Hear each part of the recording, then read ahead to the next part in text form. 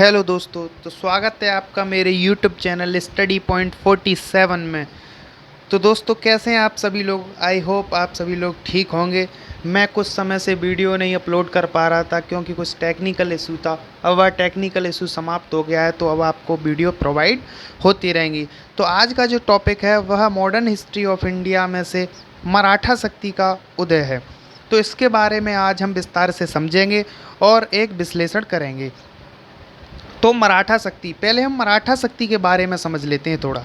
तो जो मराठा शक्ति थी वह एक छोटे भूमिया स्तर से और बड़े शासन तक पहुंचने वाली एक अद्भुत शक्ति थी।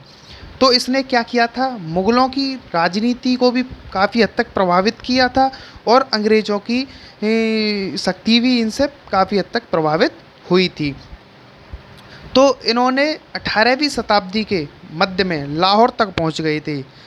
ये कब से कब कहाँ पहुंच गए थे? तो 18वीं शताब्दी में, 18वीं शताब्दी में यह कहाँ पहुंच गए थे? लाहौर पहुंच गए थे। यह लाहौर पहुंच गए थे। तो लाहौर पहुंचकर इन्होंने एक स्वप्न देखा था। वह स्वप्न क्या था? वह इन्होंने यह स्वप्न देखा था कि यह उत्तर भारतीय साम्राज्य को जीतना चाहते थे। यह उनका सपना था।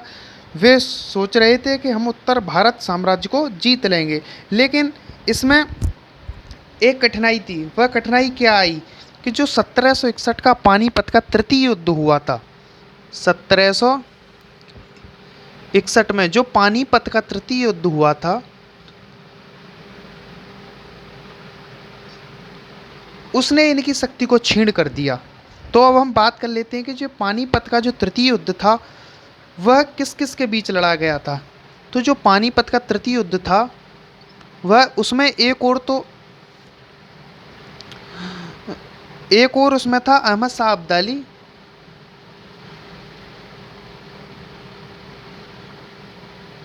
एक और अहमद शाह अब्दाली था और दूसरी ओर कौन थे? दूसरी ओर थे मराठा। तो पानीपत का जो तृतीय युद्ध हुआ था वह अहमद शाह अब्दाली और मराठाओं के बीच हुआ था, जिसमें क्या हुआ, अहमद शाह अब्दाली के हाथों मराठा क्या हो गए थे? पराजित हो गए थे, जिससे उनकी शक्ति छीण हो गई और वह कमज़ोर पड़ गए। लेकिन जो मराठा थे उनमें साहस और वीरता का गुण कूट कूट कर भरा हुआ था। वह हार मानने वाले नहीं थे। वह एक बार फिर उठ खड़े हुए और उन्होंने एक वर्ष के भीतर, एक वर्ष के अंदर ही अंदर उन्होंने सेना और शक्ति दोनों को क्या कर लिया था? एकत्रित और संगठित कर लिया था। यानी सेना और शक्ति दोनों को उन्होंने एकत्रित कर लिया और भारत में एक अद्भुत शक्ति के रूप में उनका क्या हुआ? उदय हुआ। तो पेशवाओं में एक महान शासक था जिसका नाम क्या था? बाजीराव प्रथम। बाजीराव प्रथम एक महान शासक था जिसका शासन कब से कब तक का रहा था? 1720 से 1740 ईस्वी तक उसका शासन रहा था। ये एक महान शासक था। इसने क्या किया? इसने मराठा शक्ति को व्यवस्थित और नियंत्रित करने में अपनी अहम भूमिका निभाई थी। इसने मराठा शक्ति को नियंत्रित किया, व्यवस्थित किया और सुचारू रूप से संचालित किया था। आगे मराठा परिवार मुख्यतः निम्न रूप में उदित हुए थे। वे किन किन रूपों में उदित हुए थे इसके बारे में हम देख लेते हैं। तो बड़ौदा में गायकवाड़ थे, बड़ौदा में गायकवाड़। पूना के पेशवा थे,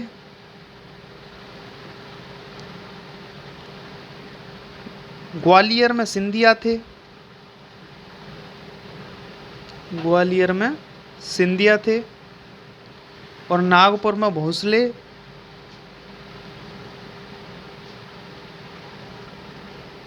तथा इंदौर में होलकर थे। तो ये मराठा परिवार उदित हुए थे। अब हम देख लेते हैं मराठा राजनीति में अंग्रेजों का आगमन। मराठा राजनीति में अंग्रेजों का आगमन, इसके बारे में अब हम देख लेते हैं।